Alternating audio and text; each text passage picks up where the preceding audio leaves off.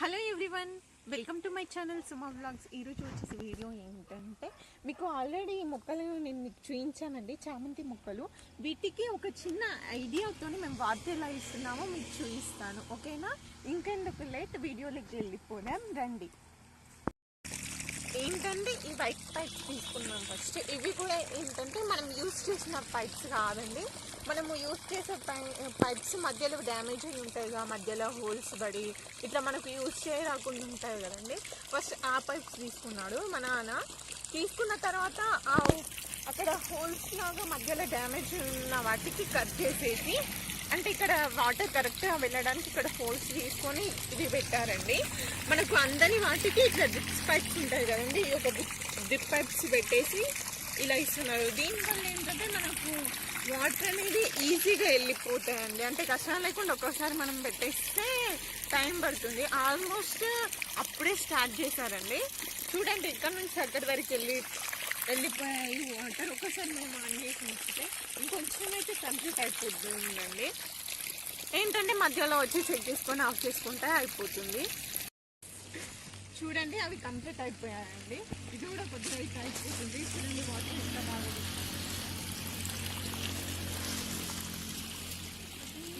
ఇక్కడ వరకు అండి. అన్నీ కొద్దిగా ఉన్నాయండి.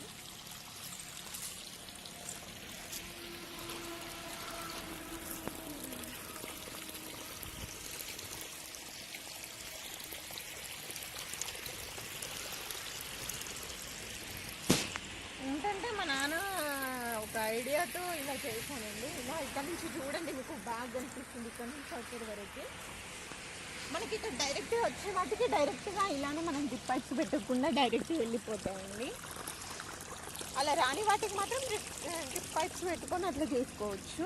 ఇంకా మీకు డ్రిప్ పైప్స్ లేవు, పెట్టుకోవడం కష్టం అవుతుంది అని అంటే డైరెక్ట్గా మీరు ఎంత కొంత వేసుకున్నారో డైరెక్ట్ అక్కడనే పెట్టి హోల్స్ వేసుకొని అలా అరేంజ్ చేసుకుంటే ఇంకా బెస్ట్ అండి. అలా అయితే డ్రిప్ పైప్స్ కూడా అవసరం ఉండవు మీకు.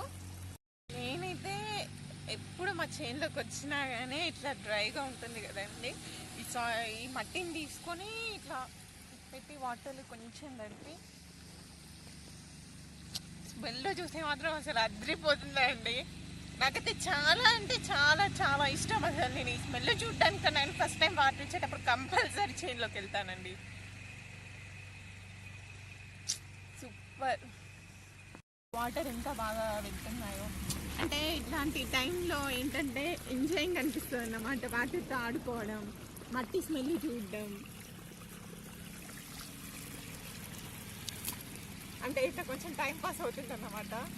వీడియో చేసినట్టు ఉంటుంది, కొంచెం ఆ ఫీల్ అవుతుంది, ఫీలింగ్ వస్తుంది. బట్ ఆమె కూడా వస్తుందండి తన గర్ల్ ఫ్రెండ్తో.